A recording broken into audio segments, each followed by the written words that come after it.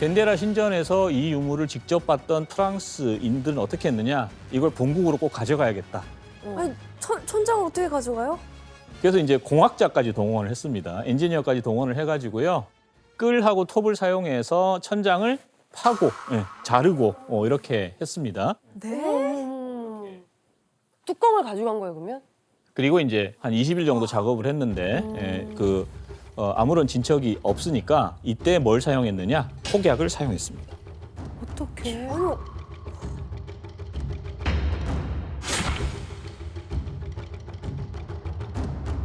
그러면 폭약이 내가 터트리고 싶은 데만 탁 터지는 게 아니잖아요. 많이 망가졌을 것 같은데. 당시에는 이제 유럽에서 이 폭약 파우더, 가루 폭약을 이렇게 이제 주변에 조금씩 뿌리고 이제 불을 붙여주면은 터지면서 이제 부서지는데 프랑스는 천장에 이제 가루 화약을 집어넣고 와. 돌을 부숴서 결국을 천장을 끌어내리는데 성공을 했습니다. 와, 진짜 대단하다. 아니, 근데 저렇게까지 해서 천장까지 뜯어갔다는 게 너무 황당하네요, 진짜. 그래서 저 유물은 프랑스 루브르 박물관에 전시가 돼 있고요. 아. 그리고 원래 이게 있었던 덴데라 신전의 그 하늘의 방이라는 곳에는 석고로 만든 모조품, 복제 유물이 설치되어 있습니다. 진짜 대환장 도구 파티가 많네요. 진짜 대환장이다, 진짜. 대환장이다, 진짜. 류승수 씨 또 이 방법으로 뭐 유물을 가져간 경우가 또 따로 있습니까? 또 사실은 영국도 이집트를 이제 식민지 했었잖아요. 그때도 이제 영국도 많은 이제 문화재들을 가져가기 위해서 나쁜 짓들을 좀 많이 했는데 그 중에서 이제 기자의 피라미드 중에서 네. 가장 크고 오래된 이제 대피라미드 네. 아시죠? 네. 피라미드에다도 그 짓을 해놨어요? 설마. 그 대피라미드에서 그 숨겨진 방을 찾기 위해서 폭약을 사용했다는 얘기가 있어요. 아, 이렇게 무려 3개월 동안 폭약을 계속 터뜨렸다고 합니다. 안 무너진 게 너무 신기하다. 그러니까. 진짜 이집트 국민들이 나중에 이런 스토리를 듣고 나서는 진짜 가슴이 미어졌겠네요. 이집트인들이 이제 이 방송을 봐야 되는 거죠. 어떡해. 자, 거대한 유물을 도굴해가는 또 다른 황당한 방법이 있었습니다. 바로 일부만 도련해서 가져갔습니다.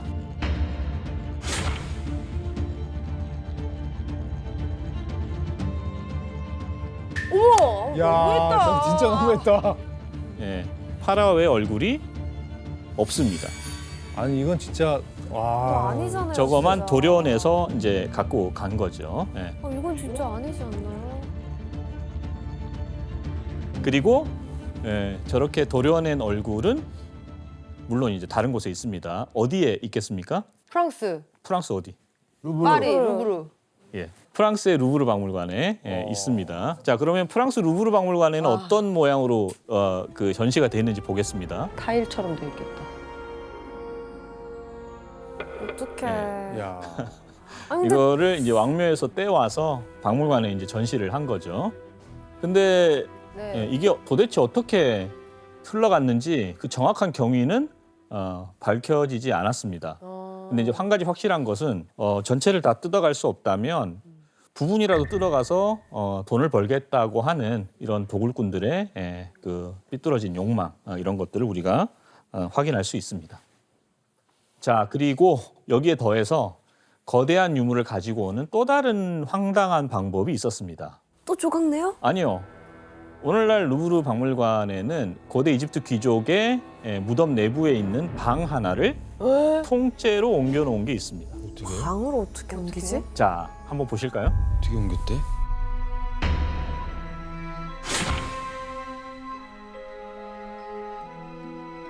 어머나. 자, 네?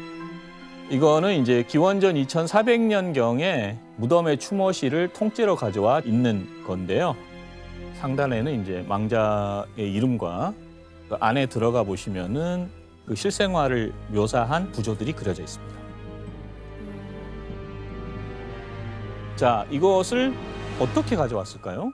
어떻게 가져왔어요? 진짜 어떻게 가져가요? 이동식 화장실도 보면 아니고 이걸 어떻게 들고? 저것도 보면은 지금 보면은 진짜 하나하나 다 이렇게 분리시켜서 구매해서 가져온 거 아닐까요? 네, 맞습니다. 그래서 나중에 그래서 조립한 와가지고 거예요? 조립한 거예요? 그렇습니다. 그러니까 돌을 하나하나 해체해 가지고요. 거기에다 일련 번호를 이제 썼죠. 그래 가지고 이걸 역순으로 가져와서 조립을 와, 애쓴다, 진짜. 무슨 테트리스냐고. 와. 자, 그래서 이집트가 이것을 이제 판매를 했고요. 이제 박물관이 이걸 이제 사들여서 재건을 했다고 이제 추측을 하고 있습니다. 최근에 이 재건이 된 거고요. 그래서 여기 보시는 것처럼 유럽의 도굴꾼들은 야. 만약에 이게 아주 신비하고 귀중한 유물이어서 돈이 된다라고 생각이 되면은 어떤 방법을 써서라도 진짜. 도굴을 하려고 했습니다. 돈이 무섭다. 저는 진짜 도굴의 수준이 이렇게 공학적이고 체계적일 거라고는 상상도 못했어요. 나는 그냥 자루 메고 거기다 그죠? 몇 개 딱 담아가지고 그냥 그냥 점토처럼 그런 걸 도망 나오는 상상했는데 그런 걸 생각했는데. 이건 진짜 기술이 내 첨단 말이에요. 기술이 필요한 거잖아요. 네. 자, 아무튼 이런 그 도굴꾼들의 욕심 때문에 1810년에서 1828년 사이에 무려 13곳의 이집트 신전이 파괴된 것으로 13곳이요? 보고되고 13곳이 파괴된 것으로 이제 보고되고 있습니다. 교수님 이렇게 아예 그냥 통째로 가져간 유물들 또 뭐가 있어요? 또 있을까? 자, 도굴은 아니지만 대표적인 고대 이집트 유물을 영국과 프랑스가 이제 통째로 가져간 게 있는데 그게 바로 오벨리스크입니다. 오벨리스크, 아유. 이거는 이제 신전 앞에 세워두는 일종의 표지석이라고 보시면 되겠습니다. 표시. 예. 근데요, 교수님, 오벨리스크를 어떻게 통째로 가져가게 된 거예요? 모하마드 알리 총독은 강대국과의 원활한 외교 관계를 위해서 고대 이집트 유물인 오벨리스크를 영국과 프랑스에게 선물로 통 크게 줍니다. 선물을 했어요. 선물을 줬는데 이제 문제는 통 크다 정말. 오벨리스크를 어떻게 가져갈 것인가 이게 이제 문제였습니다. 네. 오벨리스크가 단석체거든요. 큰 돌 하나인데 이걸 이제 하나로. 부러뜨리지 않고 옮겨가는 것도 문제고 그걸 배에 실는 것도 문제고. 배에 실는 게 문제예요. 자, 그렇다면 어떻게 옮겨갔을까요? 한번 여러분들이 한번 상상해 보시죠. 김밥처럼 말아야죠. 뭘 말아? 어딜 말아? 주변을 동그랗게 뭐로 감싸서 굴려야지 뭐. 와, 바다를 건너가야 되는데. 아이 실을 배에 때까지- 어떻게 실어 배? 배는 싣고 가야겠죠. 정답! 네. 저는 배에 못 실었을 것 같아요. 예. 얘는 물 안으로 지나가고 배가 무슨 말인지 아시겠어요? 모르겠는데? 배가 이렇게 있잖아. 그럼 내가 오벨리스크야. 그럼 내가 배를 이렇게 타고 이렇게 아닐까요? 상상력이 뛰어나신데요? 진짜 상상력 뛰어나다. 생각인데 뭐 뭔들 자, 그러면은 어떻게 했을까? 어떻게 했을까 한번 영상으로 확인해 보겠습니다. 영상이 있어요. 영상이 있어요? 예. 자, 저게 이제 프랑스 콩코드 광장에 있는 저 오벨리스크입니다. 높이가 한 23m 정도 되는데 우와. 이걸 어떻게 옮겼을 것일까? 그래서 전용 선박을 만듭니다. 이동할 수 있는 기계를 만듭니다. 예. 3년간? 프랑스는 이렇게 3년간 기계 설비와 선박을 만드는 준비 끝에 1831년 기계 장치를 이용해서 오벨리스크를 쓰러뜨린 뒤에 수평으로 눕혀서 배 안에 실었는데 겨우 400m를 움직이는데 몇 주를 보내야 했습니다. 저렇게 이동을 했구나. 게다가 배를 띄우려면 나일강의 수위가 높아지고 강한 바람의 힘이 필요했기 때문에 배를 띄우기 위해 이곳에서 또 약 8개월 동안 기다려야 했습니다. 오벨리스크가 이제 마침내 건설될 때까지 한 7년 정도가 소요가 됐습니다. 그 7년이라는 그 장구한 기간 동안의 노력 끝에 결국에는 이제 파리 콩코드 광장에 오벨리스크가 세워졌습니다. 이야, 멀리도 갔다. 그래서 이제 이 장면은 정말 역사적인 장면이었기 때문에 프랑스 국왕 그리고 한 20만 명 정도의 이제 시민들이 오벨리스크를 보기 위해서 파리 콩코드 광장에 운집했다고 알려져 있습니다. 그러면 유승수 씨, 그 파리에 이 오벨리스크가 세워지고 나서 프랑스 국민들의 반응은 어땠어요? 어땠을 것 같나요? 완전 좋아하나? 이게 정말 그 환호와 박수를 치면서 너무너무 좋아했고 프랑스 황제는 그 보답의 의미로 카이로 성체를 장식할 수 있는 시계를 선물해줘요. 카이로 성체를 장식해. 이 시계가 이집트로 가면서 그 사이에 어떤 일이 있었는지는 모르겠지만 고장나요? 시계가 멈췄어요. 정말? 근데 그 시계가 멈춰서 아직까지도 가지 않고 있어요. 지금도요? 네. 고장난 거 알고 준 거 아니야? 그러니까 불량품을 준 거죠. 고장날 것 같으니까 준 거 아니야? 그런 거 아니야 진짜? 근데 그 시계가 실제로 보면은 엄청 이쁘고 화려하대요. 그럼 뭐야 안 가는데. 그러니까. 아니 근데 영국도 오벨리스크를 받았다면서요. 네. 영국도 이렇게 어렵게 가져왔어요? 영국은 이들이 옮기고 나서 50년이 지난 후에서야 가지고 왔어요? 이제 가져갈 작업을 하게 되죠. 50년 지나서요? 네, 어주면 지나서야. 근데 이 오벨리스크를 여차저차해서 배에다가 실었는데 폭풍우를 만나게 돼요. 아이고. 네, 폭풍우를 만나서 야. 조난을 당하게 됩니다. 오. 그래서 구조배를 보냅니다. 네. 그런데 이 구조배의 그 선원들 6명이 오벨리스크를 구조하려다가 네. 빠져 죽게 되는 참사가 일어나죠. 그래서 결국 가져오기는 했지만 너무나 많은 인명피해가. 인명 피해가 있었죠. 야. 야. 자, 이렇게 어렵게 오벨리스크를 이제 자기네 나라로 가져간 영국과 프랑스는 이것을 자신들의 위대함을 보여주는 선전용으로 아주 잘 보이는 위치에 두었습니다. 그런데 한 가지 아이러니한 점은 유럽에 서 있는 오벨리스크의 수가 이집트에 남겨진 오벨리스크의 수보다 더 많다는 것입니다. 이렇듯 무분별한 유럽의 도굴과 고대 유물이 이집트의 외교 수단으로까지 이용되면서 엄청난 양의 유물들이 이집트로부터 빠져나갔습니다. 1799년에 이집트 로제타라는 곳에서 발견된 이 검은 석판은 프랑스 학자들이 이게 그냥 보통 석판이 아니라는 걸 이제 알고 있었습니다.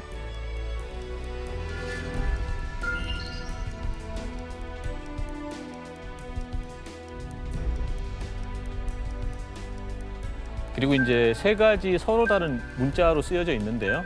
깜지 같다, 깜지. 뭘 저렇게 써놓은 거야? 도대체. 지금 저게 다 해석이 돼요? 예, 다 해석이 됐습니다. 너무 궁금하다. 뭘 써놓은 거예요? 뭐 도대체? 써놨어요? 뭐 메뉴판은 아닐 거 아니에요? 아니, 지금 뭘 써놓은 거야 저렇게? 깜지야, 깜지. 이 상형 문자의 내용이 해독이 되면서 비석에 이제 비밀이 밝혀졌는데 이게 그리스어로 이렇게 쓰여져 있었어요. 본 포고문은 단단한 돌로 제작된 석비에 신성 문자, 민용 문자, 그리고 그리스 문자로 새겨질 것이며 프톨레마이오스 현현하신 신, 완벽의 주의 신상 옆에 세워질 것이다. 그러니까 그리스어 같은 경우에는 유럽인들에게 익숙한 언어였죠. 그리고 이제 이 내용을 가지고 토대로 해서 여기다 위쪽에 맞춰봤겠구나. 무슨 내용이 쓰여져 있을까 이런 것들을 이제 파악하게 됐는데 가장 결정적인 단서를 제공한 것은 왕의 이름입니다. 그렇지. 예, 파라오 이름. 그래서 여기 보시면은 이렇게 왕의 이름이 적혀 있는데요. 이게 이제 프톨레마이오스거든요. 그래서 샹폴리옹이 보니까 이 안에 분명히 왕의 이름이 있을 텐데 해가지고 찾아보니까 반복되는 문자들이 있었습니다. 그래서 P, T, 그 다음에 여기 보시면 L. 이게 L이라고요? 사자. 핑크스인데요? L 하나가 그렇게 길어요? 네, 그 다음에 M. 이렇게. 이런 단어들을 이제 보고 조합을 하니까 여기 보시면 P, T, O, L, M, V가 되죠. 프톨레미. 그래서 이제 프톨레미라는 그 왕명을 해독을 했고요. 음성 문자 기호다라는 게 이제 파악되고 난 다음에 그때부터 속도가 붙겠다. 상형 문자가 이제 완전히 해독됐다는 자신감을 갖게 됐고요. 이렇게 해서 24명의 파라오의 이름이 이제 하나같이 다 정확하게 해독이 됐습니다. 근데 교수님 그럼 이 로제타석의 이 해독과 이 도굴하고는 무슨 관련이 있는 거예요? 이 로제타석을 통해서 이제 그 상형 문자에 새겨진 유물들에 대한 의문이 이제 풀리게 됐죠. 네. 그러니까 이집트 유물들이 옛날보다 더 각광을 받게 됐습니다. 더 많이 그럼 더 확장 그러니까. 그렇죠. 도굴의 더- 범위가 넓어지는 그렇죠. 거네요. 훨씬 넓어져서 와. 네, 도굴의 대상이 훨씬 광범위해졌다. 이렇게 이해를 해주시면 되겠습니다. 그러면 이 해독 이후에 어떤 유물이 이제 유럽에 가게 됐는지 한번 사진으로 확인해 보도록 하겠습니다. 돌덩이도 다 가져가는 거 아니야?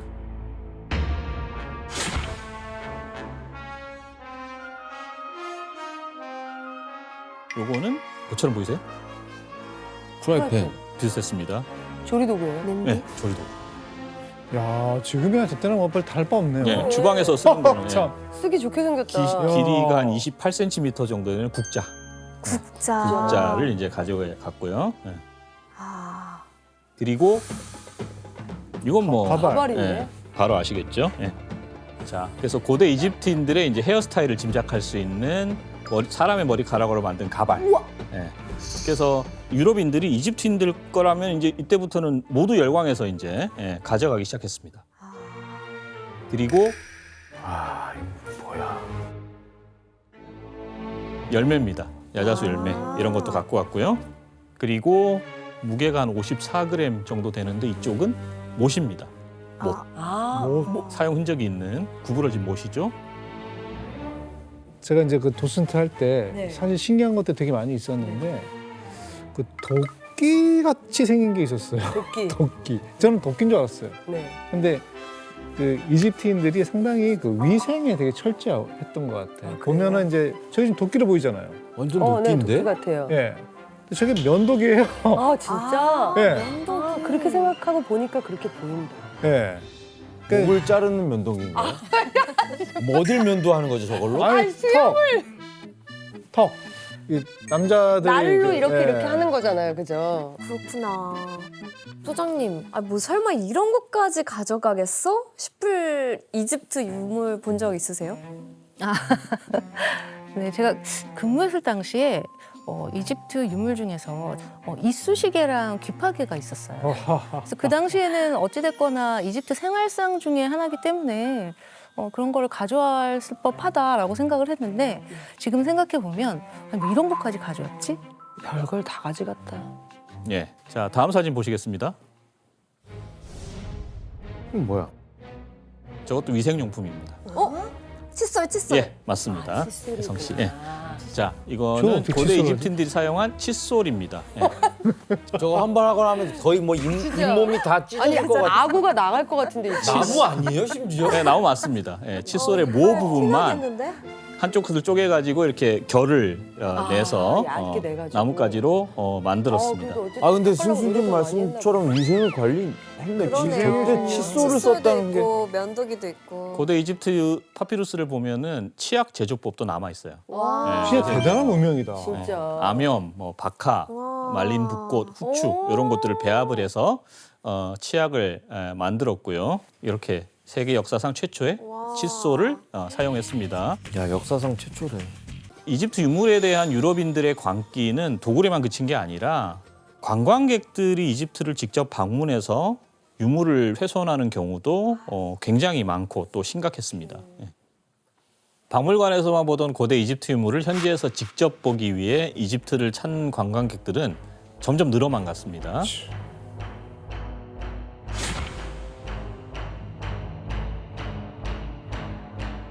고대 이집트의 화려함, 영광, 낭만, 마법, 그리고 기묘한 이집트인들. 이들이 이해하는 가장 좋은 방법은 고요하며 경치 좋은 물길을 따라가는 것입니다. 가장 편안하며 호화로운 유람선으로 최고의 서비스를 제공합니다. 카이로에서 제1, 제2 급류까지 정기적으로 출항합니다. 이게 이집트 최초의 이제 그 패키지 투어 관광 상품이라고 할 수 있는 여행사의 광고입니다. 1869년에 영국의 한 사업가가 이집트 투어 관광 상품을 개발을 했고요. 배를 사용을 해가지고 관광객들을 이집트로 날라주고 이집트 안에서 숙소를 연계해주는 오늘날의 패키지 상품과 똑같은 그런 여행 편의를 제공을 했습니다. 야. 아니, 류승수 씨 이집트 관광 투어 배경으로 한 작품이 있어요? 여러 작품들이 있죠, 사실은. 뭐 영화도 있고 뭐 나일강을 소재로 한 뭐 여러 작품도 있지만 그 중에서 이제 세계적인 추리 소설가 아가사 크리스티가 쓴 나일강의 죽음이라는 이 소설, 이게 상당히 좀 많이 유명하고요.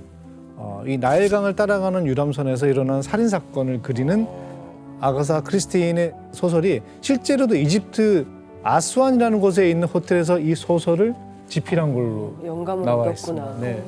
저 내부는 이제 보면 이집트풍으로 이렇게 장식을 했잖아요. 네. 근데 이 호텔에 우리가 너무 잘 알고 있는 윈스턴 처칠도 이 숙소에 묵었다고 합니다. 네.